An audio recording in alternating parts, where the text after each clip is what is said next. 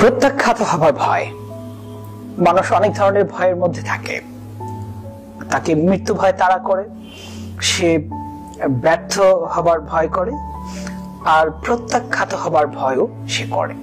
আসলে কেউ প্রত্যাখ্যাত হতে চায় না। মনে করে যে আমি একটা প্রোডাক্ট বাজারে লঞ্চ করব আর বিক্রি হয়ে যাবে, আমি একটা কিছু উপস্থাপন করব, সবাই গ্রহণ করে নিবে, সব মানুষ খুব তাড়াতাড়ি বলবে যে হ্যাঁ সাবাস, you have done something awesome. But আসলে সব সময় আপনি যা চাইবেন তা শুরুতেই সবাই আপনাকে উৎসাহিত করবে কখনোই সম্ভব না, কখনোই হবে না।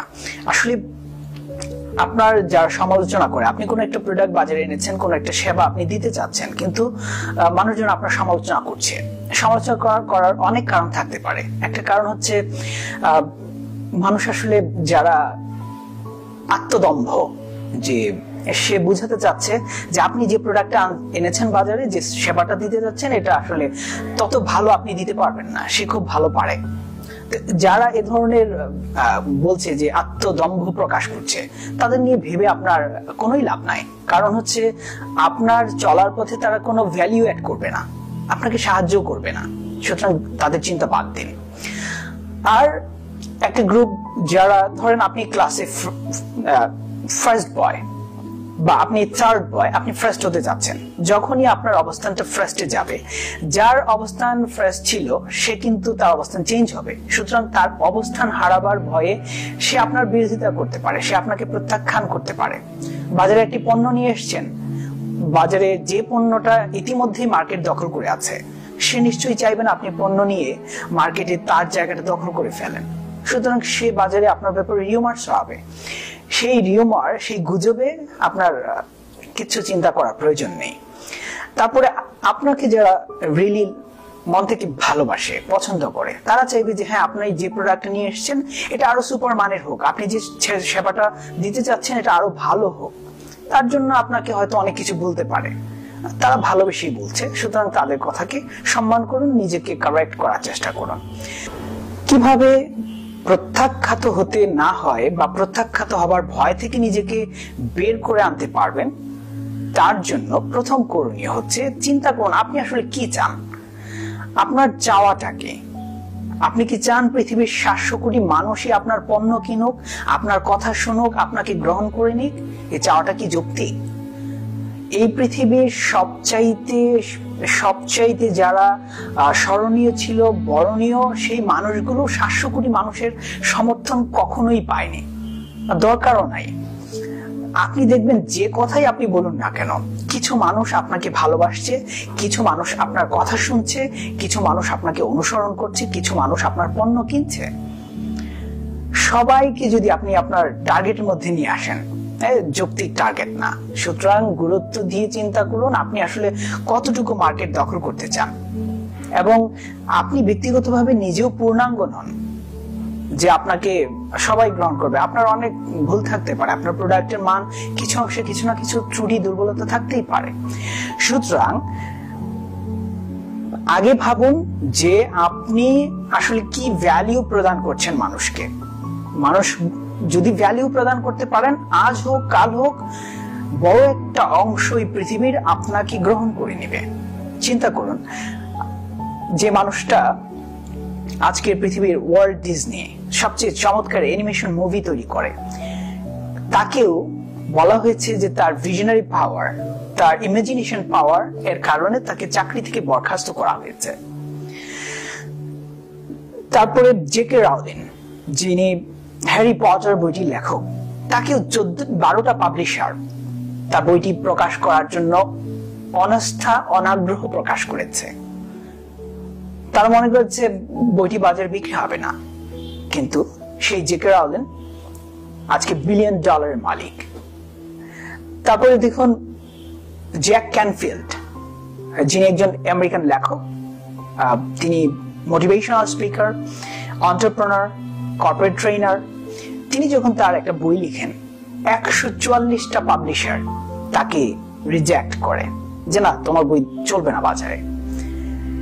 এবং সে 14 মাস ধরে চেষ্টা করেছে, বিভিন্ন পাবলিশারের কাছে গিয়েছে। At the end, 145 number publisher তারা সেটা প্রকাশ করেছে। আলটিমেটলি সেই বইটা এখন 47টা ভাষায় প্রকাশিত হয়েছে এবং 150 মিলিয়ন কপি ইতিমধ্যে বিক্রি হয়েছে। কিন্তু 144 জন পাবলিশার কিন্তু তাকে না বলেছিল, তাকে প্রত্যাখ্যান করেছিল। সে যদি 100তে যেয়ে থেমে যেত, তার অ্যাচিভমেন্টটা কি হতো? আজকে জ্যাক ক্যানফিল্ড বলতে কে আমরা চিনতাম না। জ্যাক মা আলিবাবার প্রতিষ্ঠাতা, আজকের বিশ্বের ই কমার্স ব্যবসার আইকন। আলিবাবার প্রতিষ্ঠাতা যখন কেএফসি তার পড়াশোনা শেষে কেএফসি চায়নাতে যায়, সে চাকরির জন্য কেএফসিতে যায়। 24 জন চাকরিতে গিয়েছে, 23 জনই টিকেছে, কিন্তু একমাত্র জ্যাক মা যে চাকরিতে চান্স পায়নি, সে প্রত্যাখ্যাত হয়েছে। সে পুলিশে ভাইবা দেওয়ার জন্য গিয়েছে, 5 জন গিয়েছে, এর মধ্যে 4 জনই চান্স পেয়েছে, জ্যাক মা পায়নি। হার্ভার্ড বিজনেস স্কুলে সে ভর্তির জন্য গিয়েছে, 10 বার চেষ্টা করেছে, হার্ভার্ড তাকে নেয়নি। কিন্তু সম্প্রতি হার্ভার্ড অ্যাপোলজি প্রকাশ করেছে যে তাকে নেয়নি। এই হচ্ছে আসলে প্রত্যাখ্যাত হওয়ার যে আনন্দ, সেটি অনুভব করুন। ভাবুন, প্রত্যাখ্যাত হতে পারলেই মজা। এটা আসলে সব মানুষ আপনাকে গ্রহণ করে নিবে? কখনোই না। ইলন মাস্কের কথা আমি বলছি। ইলন মাস্ক সে যখন মজিলা স্টার্ট হয়, একটি ব্রাউজার, চাকরির জন্য গিয়েছে সিবি নিয়ে, মজিলার ওয়েটিং রুমে ওয়েট করছে। তো ওয়েট করে সে যায়নি আর যে আমি এখানে এসেছি, সুতরাং আমার কাছে এসে জিজ্ঞেস করবে তুমি কি চাও। যেহেতু তার কাছে আসেনি, সে কিছু অপেক্ষা করে কিছুক্ষণ বেরিয়ে চলে আসছে এবং এন্টারপ্রেনার হয়ে গিয়েছে। আজকে সে পৃথিবীর 100 ধনীর মধ্যে একজন। সুতরাং আপনি প্রত্যাখ্যাত হলেই খুব মর্মাহত যে আমাকে তো গ্রহণ করেনি, কিছু মানুষ আমার ব্যাপারে ক্রিটিসাইজ করছে, সমালোচনা করছে। কোনো সমস্যা নেই, উপভোগ করুন সেটিকে। প্রত্যাখ্যাত হওয়াটা চমৎকার একটা ব্যাপার। আর আসলে কত মানুষ প্রত্যাখ্যান আপনাকে করছে সেটা গুরুত্বপূর্ণ। দেখবেন 1000 মানুষকে যদি আপনি প্রপোজ করেন কোনো ব্যাপারে, কোনো প্রোডাক্টের ব্যাপারে, কোনো সার্ভিসের ব্যাপারে, হয়তো বড় জোর 10 জন 5 জন আপনাকে প্রত্যাখ্যান করতে পারে, এর বেশি কিন্তু না। সুতরাং সংখ্যাটা বিবেচনা করুন। আর অন্য মানুষের চিন্তাকে, অন্য মানুষের ভাবনাকে আপনি কখনোই কন্ট্রোল করতে পারবেন না। যদি আপনি ভাবেন যে না, সবার চিন্তাকে কন্ট্রোল করে আপনার মধ্যে নিয়ে আসবেন, এই ভাবনা তো একটি ভোগাস চিন্তা।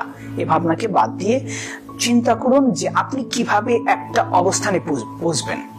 প্রতিদিন কল্পনা করুন, দেখার চেষ্টা করুন কল্পনার জগতে যে আপনি কিভাবে আপনার সাফল্যের একটা জায়গায় চলে যাচ্ছেন, এবং ক্রমাগত আপনার নিজেকে ইমপ্রুভ করুন।